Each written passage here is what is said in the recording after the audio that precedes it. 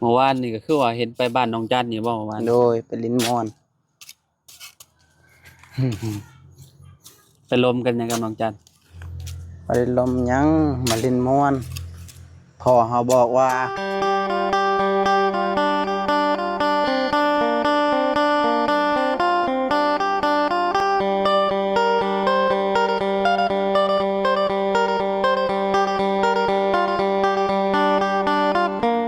น้ำท่วมอาเจียงก็บ่อยู่บ้านอาเจียงไปเบิ่งน้ำบ้าน สบายดี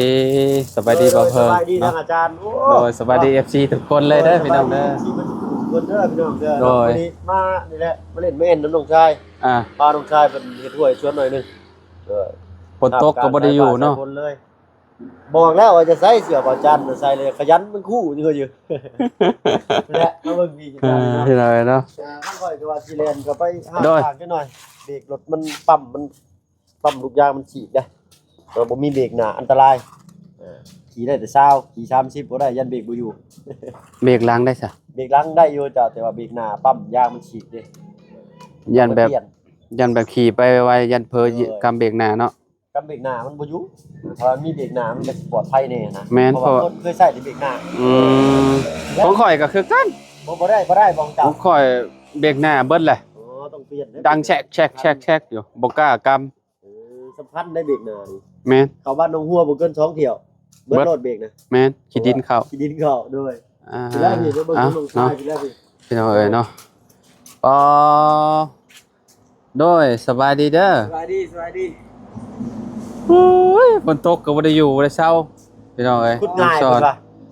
ฝนตกขุดง่ายเนาะ ด้วย อืมพี่น้องเอ้ยเนาะ เอาขสันมีแต่ทาง โดยโดย เดี๋ยวเชิญอาจารย์ โดย โดยสบายดีว่าสิเดินทางกลับมื้อนี้เนาะเพราะว่าทางเช้าก็3-4มื้อพุ่นเพิ่นสิมา เอาสิลงเมื่อบ้านบ่ โดยเพราะว่าทั้งแม่ว่าเพิ่งแชทมาว่าพาน้องอินเตอร์มาลินน้ำเด้อถ้ามาบ้านมื้อนี้ อืม มื้ออื่นก็สิได้เมื่อเล่นแม่นทั้งคือแม่อยู่บ้านพุ่นละโอ้ดนได้ถึงบ่ได้เมื่อบ้านนี่แต่วันที่1บ่จ้าได้17เลย17มื้อบ่จะมา เลยมากขึ้นมาวันที่1เลยหั่นน่ะขึ้นมาวันที่1ก็แล่นก็ไปใส่คลิปบ้านน้องหัวได้ลงคลิปหนึงตื่นเช้ามาก็ยิ่งยาวเลยบัด ปอ นักดาสาหัส ประวัติศาสตร์เจ้าเนาะ โดย กว่าหมู่เด้ ผมฮู้ว่า แม่น บ่บุญเด้บ่บุญสารวัตรเด้เพิ่น ข่อยสูงสุดน่ะประมาณ13มื้อบ่ข่อย ประมาณนั้น เนาะก็สูสีอยู่ซั่นว่าสิเอายาวกว่านี้เพิ่นยันลื่นหมู่ลื่นกูแฮงกันนะเนาะ เรื่องของเรื่องก็เรื่องเงินเรื่องคำพร้อมแล้วเนาะ เบิดแล้วพี่น้อยเนาะกรอบแล้ว อืม นี่แหละ กระเป๋าจะแปรแฮง จนบ่มีเงินตีฮะก็บ่เห็นนี่เหลือแต่ไปชาวพันหนึงนี่บ่กินพวกค่าน้ำมันอยู่บ่ล่ะได้อยู่เนาะวันนี้นี่แหละมาซื้อตารางให้ทั้งน้องชาย200 อ๋อ คนละบาทพอดี โดย 15,000เมตรหนึง อืม เพิ่นบอกว่าอัน อืม โลหนึงอัน11 12เมตรเพิ่นว่าห้านที่เดือกเนาะห้านเวียดไอ้น้องเวียดเท่านี้แหละ ไปพอดีโล2ขีดชื่อมันสุดแรกโอ้ขนาดสิพอแล้วเพิ่นว่าเพราะว่าโลหนึงก็11 12เมตรเพิ่นว่าบัดมาใส่เรียบว่าได้6เมตรนึง ต้องได้ไปซื้อใหม่อีก ชื่อใหม่2ท่อนเลย โอ้ เรื่องเฮ็ดตัวม่วนของแท้เลย โดยเนาะ เอา เอาเดินทางปลอดภัยเด้อ โดย เนาะไปพ้อกัน เจ้า จักมื้อสิขึ้นมาใหม่บ่เคยละ ขึ้นมาน่าสิพร้อมเสาบ้านน้องต้นกล้าเพิ่น บัดเพิ่นอันนั้นพุ่นเนาะ โดย2-3มื้อเพิ่นน่ะ อ๋อ 3-4มื้อนี่แหละ เพิ่นสิโทรมาแจ้งบ่ โดยเพิ่นสิโทรมาแจ้งก่อนจักมื้อหนึงก็สิโอ้ลมนึงเพิ่นตื่นมาแล้วเนาะ อืม นี่แหละ โอเค คือที่เฮาล้มกันนั่นแหล้ว โดย ขนาดไม้ข่อยคิดว่าสิเอาเป็นหนา17เลยเนาะ 17คูณ17บ่ โดย 4เมตร โดย4เมตร อืม เท่ากับถ้าเกิดว่าเสามันจะสั่นก็เพิ่มบ่าเสาเอาเนาะเอาเป็นบ่าประกบเนาะ โดย บ่า ขอบคุณทางอาจารย์หลายคำแนะนำเนาะก็สิเมื่อบ้านนี่ก็สิไปโอ้ลมตื่มทางลุงจันทร์กับทางว่าบุญสารวัตรเรื่องเสาเรื่องบ่าเสานี่แหละเนาะ โดยเอาบ่าประมาณเอา60ก็ได้60หรือว่า 10กับผู้ที่เป็น4เมตร4เมตร5 แม่น4เมตร5พอดีฝังลงดินเด้ โดย เนาะ โอเคเลยพี่หน่อยเนาะ ก็ สิประมาณนี้ โดยเอาไว้พอกันจ้ะ โดย เดี๋ยวจัง โดย ว่ากันอีกเทื่อนึงเนาะ โดย เดี๋ยวให้น้องต้นกล้า สบยดี พี่น้องเอ๋ยเนาะ โดย เอาเดินทางปลอดภัยป้อจังมุ่งแล้วจะสิเมื่อบ้าน 3โมงเด้ 3โมง พอดีอันเบรกรถเพิ่นส่งมา โอ้ ไปเปลี่ยนเลย 4โมงพอดีเลย ครับ พี่น้องเนาะ โดยฝากไปฝากเมื่อเด้ โดยแล้วพอกันใหม่ โดย โดย รักษาสุขภาพดี โด ไว้พอกันเนาะ โดยไป โดยไปเดินทางโดยพี่น้องเอ้ยเนาะทางเคยล่าเพิ่นเดินทางแล้วบาดนี้เนาะโอ้ทางน้องเพิ่นก็ สวัสดีเด้อ โดยเสริมพลัง ขอบใจละลายอ้าย เสริมพลังขอบใจละลาย เสริมพลังเอ่อกินเจ้ามากกินหยังM100หรือสปอนเซอร์ สปอนเซอร์ M100บ่มากบ่ มักคือกันแต่มันกินนั่นต้องเฮ็ดเวียกหนักมันชันเด้ อ๋อต้องเวลาเฮาเฮ็ดเวียกหนักพูนจังกินเนาะ M100พี่น้องแต่ว่าสปอนเซอร์นี่ก็กินช่วงเฮาเฮ็ดแบบนี้พี่น้องเนาะก็เวียกอันนี้ก็บ่ได้หนักปานใดเนาะแบบว่ามันเป็นเวียกแบบธรรมดาหั่นนะพี่น้องกันว่ากลหมอกกลมันแหละคืออยู่แบบนั้นหนักแบบนั้นเนาะอันนี้ขุดตอนได้ซะนี่เนาะ เอาเมื่อวานนี่มื้อเช้านี่ อ๋อวันเช้านี้บ่ โดย ม ชื่อละโคนี่ก็มื้อเช้านี่ อันนี้ก็เบาเคยล่าเพิ่นซื้อมาให้พี่น้องตะข่ายนี่เนาะตะข่ายแอมพี่น้องเอ้ยเนาะโอ้คักแล้วบาดนี้เนาะอันนี้น่ะสิปลูกผักกาดบ่นี่ โดย นานใหญ่ดิเนาะก็พี่น้องเอ้ยสิเฮ็ดจังนานผัก นี่นะ หึ นี่ปลูกผักโบ อันนี้ปลูกผักบัว โดย นานปลูกผักบัวนี่ปลูกผักกาด นี่ปลูกผักหอม นานได้จะสิปลูกอันหมากไอ้โมเมนต์หมากนี่หยัง มันหยัง หมากแตงสิป นี่ ลูกมุมใดหมากแตง บ่นี่ หมากแตงมุมนี้ โดย ผักบ้งอันนี้ปลูกผักบ้งบ่ โดย ผักบ้งเอาไว้ใส่ ต้มมี โดย ฝั่งนี้สิปลูกหมากแตงเนาะ โดย ขุดพี่น้องเอ้ยเนาะ โดย มันวิดผลแล้วก็โอเคอยู่ดอกเนาะ โดย ปลูกมันก็สิเขียวขึ้น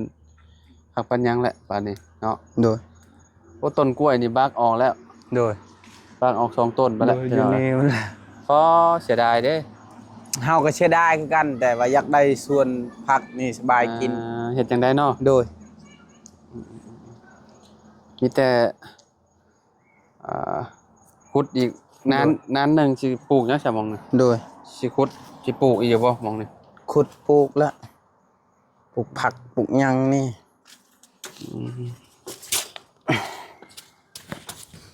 เมื่อวานนี่ก็คือว่าเห็นไปบ้านน้องจันนี่บ่เมื่อวาน โดยไปลิ้นมอน ไปลมกันหยังกับน้องจัน ไปลมหยังมาลิ้นมอนพ่อเฮาบอกว่า ฮะ มาลิ้นอยู่พุ่นมาลิ้นนำแม่เราน่ะเด้อเถื่อแม่เราหายจริงหน่อย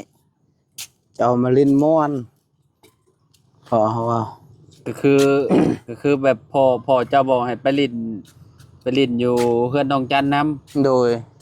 แบบไปลิ้นตลอดเด้บ่ได้ไปลิ้นนำแม่เรา อ๋อต้องไปโอบไปลมน้ำแม่เรานำ โดยว่า โอ้แสดงว่าพ่อเจ้าให้เข้าทางแม่ตัวนี่ โดยบ่เราแบบ เราแบบเคารพผู้ใหญ่เนาะเขาแบบผู้ใหญ่ต่อผู้ใหญ่เขาจึงว่าโอ้มาเล่นมาแอนม่วนเด้ อ๋อ แบ แบบ บ ว่า จังซี่ด้วย ผู้ เจ้า ใหญ่ อยู่ข้างนี้ แบบว่าให้เข้าทางผู้ใหญ่นำนะนี่เนาะ โดย แบบว่าไปโอบไปลมกันแบบ โดย แบบว่ามันถ้าให้แต่เด็กน้อยเว้ากันมันก็บ่คักปานใดเพิ่นว่าพี่น้องเนาะทางพ่อน้องสอนเนาะก็เลยว่าอยากให้ไปลมน้ำแม่น้องจันแน่ โดย เดี๋ยวทำความรู้จักกันไว้นะ โดย ก็ดีนะพี่น้อง โด เนาะ ยเฮามาอยู่พุ่นไว้บ่ได้ว่าหยังเฮาบ่ได้ว่าหยังดอกอยู่เฮา ย่านว่าเอ้ยเจ้าไปลิ้นลูกชาวคอยตลอดเลย ขมังแล้วคอยบ้านนี่จนเฮาลาเทิง ต้องไปเล่นเด้มันบ่คือกันได้ สมมุติว่าเจ้ามีครอบครัวไปเจ้าก็ต้องได้พาลูกพาเมียเจ้ามาอยู่พี่แม่นบ่น้องสอน โดย ดินป้อดำแฮงอะเลยดำคักขนาดพี่น้องเอ้ยสำสีงามแล้วนี่เนาะปลูกผักปลูกหยังนี่ โดย จักโมงเจ้ามาหาน้องเมื่อวานนี่จะไปจักโมงเจ้ามา 3 โมง 2 โมง2 โมงนะ จะไปกับไผ ไปกับทางบ่าวเสียง บ่าวเสียงเมื่อบ้านเลย โดยเอาเมื่อมื้อนี้ โอ้แสดงมาโหลดเจ้านี่ก็สิมามื้อเบาเสียงมาพุ่น โดย โอ้ตื่นเต้นเด้นี่เนาะ โดย กี่บ่กี่มื้อเด้นี่ โดย จักหน่อยได้เห็นหน้ารถเจ้าของเลย โดย เจ้ามักสีหยังเกาะเนาะ ดำแบบคือสีรถบ่เคยลานะ โอ้ สีแบบใดบ่เคยลา ดำน้ำเงิน โดย แบบนั้นเนาะน้ำเงินดำพี่น้องเอ้ยเนาะน้องซ้อนมักครั้งแรกคือว่าเบาเสียงบ่ได้ชวนมาเลือกอยู่บ้านบ่นั่นเพิ่นบ่มีเวลาแล้วเนาะ เราชวนอยู่แต่เฮาบอกว่าเจ้าชื่อรถก็รถเจ้าชื่อรถก็ได้บ่เป็นหยัง โทรเอาก็ได้เนาะ แล้วโทรชื่อเราว่า ย่านแบบว่าเวลาเมื่อแล้วย่านน้องซ้อนอันบางทีเบาเสียงพาลูกพาเมียไปเที่ยวไปหยังหั่นน่ะ โดย ก็เนาะปลา โดย น้องซ้อนกับบางทีกับเมื่อยนั่งรถนั่งหยังกับคือว่าหั่นแหละอยู่เฮือนก็บ่มีหมู่อีกบัดนี้ จังซี่แหละเฮา เห็นบ่าวบุญเพิ่นค้นเข่าอยู่ โดย เข่าเพิ่นได้หลายเด้อปีนี้บ่าวบุญ โดย ร้อยปลายผู้จะ โดย ค้นเข่าขึ้นเหล้าพี่น้องเอ้ยเนาะมันก็เมื่อยพอสมควรอยู่เลยเมื่อสิแล้วน้องสอนปีนี้ได้เข่าอยู่บ่ บ่ได้เฮ็ดให้ หรือว่าจะบ่ได้เฮ็ดให้เลย บ่ได้เฮ็ดแต่ชวนมันก็สิตายแล้วค่อย อืม ผู้เดียว ชวนมันชวนกล้วยก็พอแห้งเลย กล้วยแต่ละปีได้จักล้าน มันบ่ได้ล้านนี่ยังมันได้แต่เชียร์ค่าน้ำค่าไฟค่าหยังนั่นซื่อ เออ พอได้ซื้อข้าวกินนะ อืม นั่นมันบ่ได้เป็นล้านช่างเจ้าคายเดือนนี้ก็หมดเชียร์ค่าน้ำค่าไฟ เบื้องอยู่บ่เขาสิเจ้ากินแต่ละเดือนเบิดจะกระสอบ เดือนหนึ่งได้กระสอบเดียวอย่างกินกระชองเดือน ช่องเดือนต่อกระสอบหนึง โดย เพราะว่าเจ้ากินข้าวบ่ได้หลายคนเนาะ โดย ก็บ่เปลืองปานใดซะ คอยบางเทื่อก็กินน้ำชุมอายนี่แล้ว บางทีก็กินข้าวน้ำทีมหมองทีมงานเนาะ โดย แบบเวลาไปหันไปนี่บางทีก็ซื้อมาสู่กันกินหั่นน่ะ โดยชุมอายมาชื่อข้าวกินอยู่นี่คือเฮากินมื้อนั้นเด้ อืมคือบ่เสียงซื้อมาก็นั่งกินนํกันนะ โดย โดย โตจังซั่นนี่เนาะ โตข้าวปักแบตนั่น โอ้ปลาหมักแท้ๆเด้นี่น่ะ โดย โอ้นางด้วงนะพี่น้องเอ้ย โดยอุ้ยยากหาตัวนี้ โอ้ บัดเจ้าบ่ได้ปักแบตปักหยังมันง่าย เขียวคักเลยมันดำคักเลยเหรอนี่พี่น้องเอ้ย จักสิงามหรือบ่พั งาก มจังได้ก็งามจะปีนแล้วเจ้าก็ปะไว้ให้มันอันนั้นให้มันนั่นแล้วเจ้าก็ตีดินใหม่แล้วเจ้าก็ผสมขี้พุ่นอีกผสมคูนขี้แบนะโอ้คักปัญญานี่ตัวนี้เนาะ ก็ได้ โอ้นี่ไปปักเบ็ดนี่คักแล้วนี่ อืม โอ้พี่น้องเอ้ยเนาะ2ตัว โต โอ้นี่เอาไปทอดกินจะว่าแซ่บบ่จ๊ะ กูช ฮะ บ่เคยกินนะตัวนี้นะ บ่เคยบ่ อืม นี่แหละดิน อยู่เขากินอยู่ใน ดินดีแบบนี้นะ โดย เห็นบ่อันด้วงมันก็มีเนาะ โดย แสดงว่าดินอุดมสมบูรณ์พี่น้องเนาะ โดย ดินแบบบ่มีสารเคมี ดินแบบพวกขี้กระดอกกระเดือนมีเนี่ยถือว่าแบบดินแบบปลอดสารพิษแหละบ่มีหยังแต่ว่าพวกหยังพวกสัตว์พวกหยังอยู่ได้อยู่ในดินขี้กระเดือนบ่จะค่อยมีเนาะท่านนี่เนาะ โดย คือว่าแล้วมันเริ่มยามอันนี้แหละมันเริ่มตายแล้วขี้กระเดือน โดย ค่อยมีแล้ว มันออกแต่อยู่นอก อืม กี่เดือนมันเทื่อบอลก็ไม่ อ๋อเพิ่นสิปลูกพี่น้องเนาะได้แล้วที่อันปลูกของฝั่ง ยังยังบ่ กะว่าสิปลูกจักอย่างอยู่นั่นนี่ในสวนครัวน่ะ จักสิปลูกยังมีก็ปลูกอันนั้น น้ำบ่มาบ่ น้ น้ำประปา ำผมมา3 มื้อนี่แล้ว จะไปอาบน้ำอยู่ไส อาบน้ำอยู่ห้วยอยู่ห้วยนี่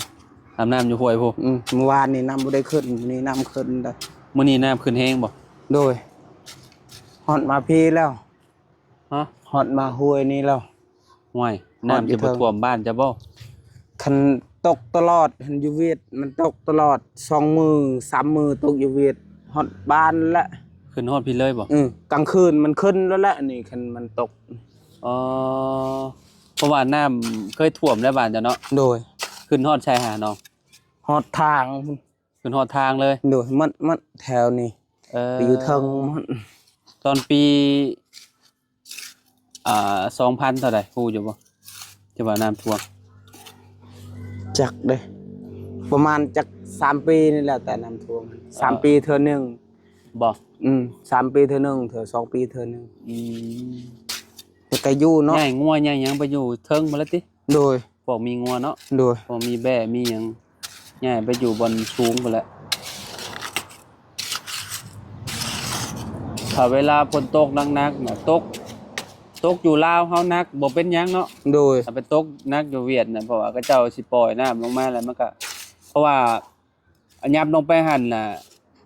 หม่องที่อาเจืองน่ะแล้วก็เยื้องๆไปพุ่นน่ะมันสิเป็นห้วยบ่แม่นบ่ ห้วยเลยแหละนั่นบ่ได้ไกลแหละ บ่ได้ไกลบ่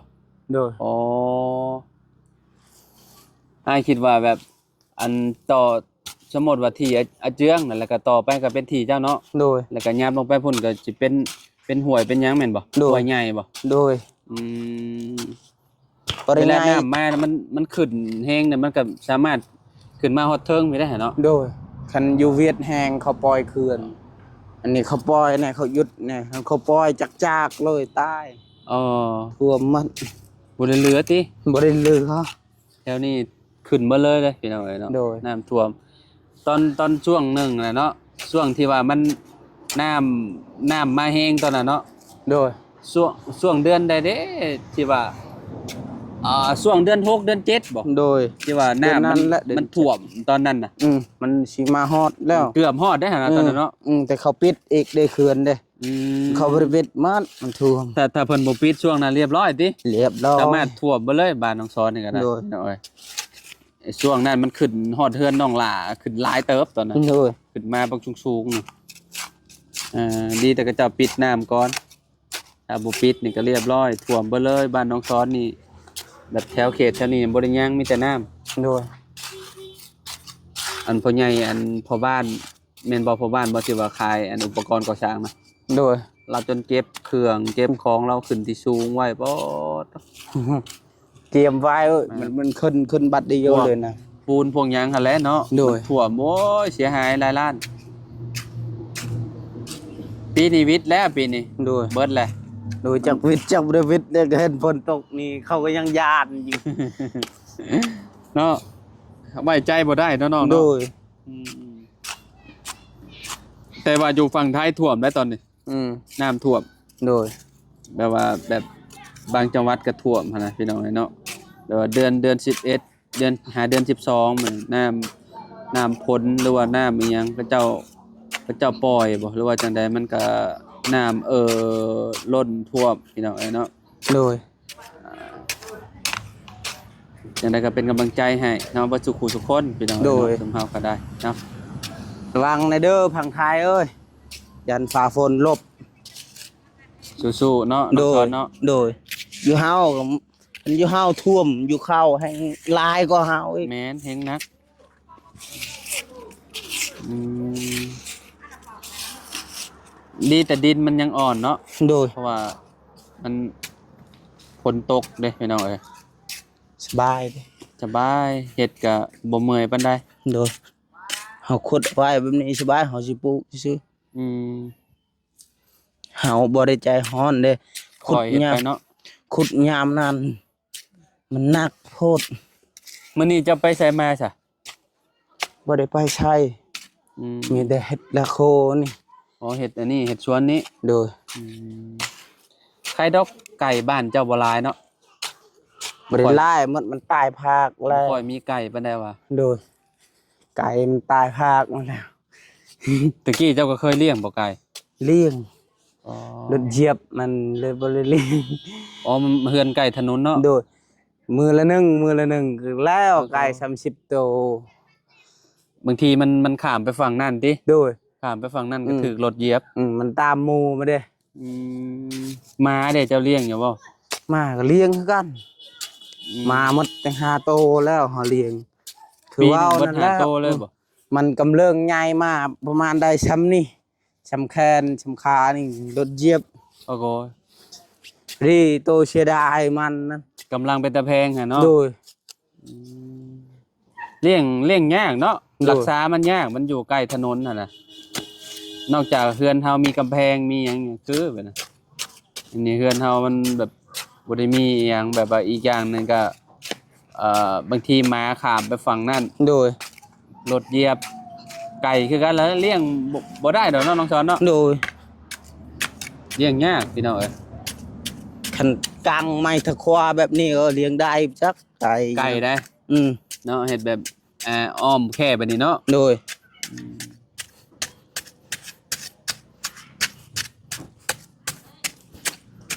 ประมาณนี้แหละพี่น้องเอ้ยเนาะทางน้องสอนเพิ่นก็เนาะกำลังลงมือเนาะขุดนานพักไว้ปลูกเครื่องปลูกของฟังเพิ่นพี่น้องเอ้ยเนาะคนขยันอยู่ใส่กระโบใต้พี่น้องเอ้ยเนาะ บ่ดอก แม่นบ่น้องสอน บ่ดอกเฮาต้องเฮ็ดนี่แหละจึงได้ อ้าว กิน นี่แหละคนขยันเด้ กระโบใต้เฮาก็ได้กินผักหญ้าเฮา โดย ผู้นี้แหละทีมงานมาลาบซีน โอ้ยจักมื้อใดสิได้กิน โอ้ได้กินไว้คะแนนจะหวานไว้ ยันพั ผั ก กไข่แน่เนาะมันบ่ค่อยมีอันนั้นเนาะอยู่ในเฮือนจ้ะเนาะบ่มีมนต์งามเนาะ โดย ถ้ามีมนต์งามนี่หวานนี่มันบ่อยากอยู่ โดย มันสิหามไปเบิด โดย อันนี้บ่ค่อยมีปานใดแสดงว่าก็โอเคอ่ะหวานชิปในก็เหลือชิปในนี่นะ โดย แต่ว่าเฮือนน้องฮัวน่ะมนต์งามหลาย โดย ก็บ่ฮู้ว่าสิอยู่บ่ เอ้ามนต์งามหลายมันหา มันวาดแล้วมัน ฮะ วาดแล้ว อืม บ่พักเราละวาดแล้ว พักน้องฮัวนะ โดย บ่หากับอันน่ะผสมขี้แบะ โดย ผสมขี้แบะเรายังบ่ได้หวาน โดย อีกหน่อยเพิ่นแล้วพ้นเช้าเพิ่นแล้วเราก็หวานแล้ว โดย ค่อยก็เข้าหาก็ออกมาแต่บ้านแล้วหั่นแหละ โดย ลุงเฮิมก็อยู่หั่นแหละตอนนี้ โดย น้ำขึ้นได้บ้านกระเจ้าก็ได้ โดย น้ำเซขึ้นบักสูงเนาะ โดย กระตกแห้งๆนี่มีโอกาสท่วมคือกันได้บ้านน่ะก็ได้ โดย บ้านกระเจ้าก็น้ำท่วมคือกัน โดย โอ้แล้วบ้านนี่พี่น้องเอ้ยเนาะยังเหลือสำนี้นี่แล้วตัวนี้ก็พักผ่อนแล้วน้องคอนว่า โดย น้ำประปาก็บ่มาหลุดยากๆเนี่ยเนาะเฮ็ดหยัง โด ก็ ย ได้อาบน้ำก็ไปอาบอยู่ห้วยพูโอ้น้ำกินเด้เจ้าเอาน้ำห้วยคือกันบ่ เอาน้ำมานั่นกินน้ำฝนตกนี่ โอ้น้ำพ้นบ่ โดย โอ้กินน้ำพ้นเนาะ โดยถ้าจะกินได้น้ำห้วยนี่ โอ้บางคนก็เจ้าคือกินน้ำห้วยซะ มันลาย บางคนก็จักสิไปเอาน้ำมาใส่กินน้ำห้วยเอาเนาะ เอาไม้ก่อนขวางเลยนึง เอาไม้อยู่ใช่ นี่นี่ เอาไม้มาป้องไว้อีก โดย เออโอ้เราเคยปลูกพี่น้องเอ้ยเนาะนั่นรถเห็ดหยังก็ง่ายเนาะเคยปลูกโอ้